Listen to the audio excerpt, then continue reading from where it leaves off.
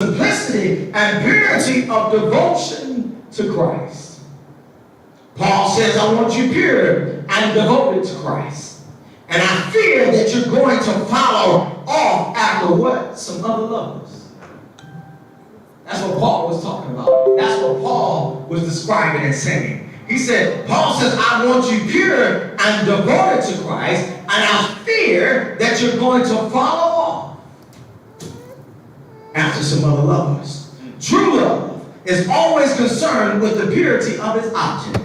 Let me say it again. True love is always concerned with the purity of its object. Christ with his church, Paul with his congregation, a man with his wife. Disciple her, purify her, never expose her to impure influences. Her purity is your responsibility. Man of God, we are to be the theological teacher. We are to be the spiritual source. We are to be the spiritual repository of truth.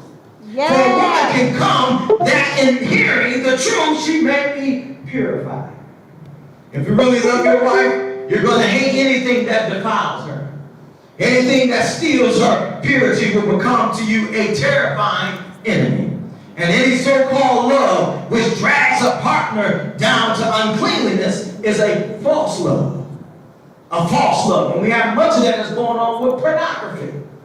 And I have to say this, especially for those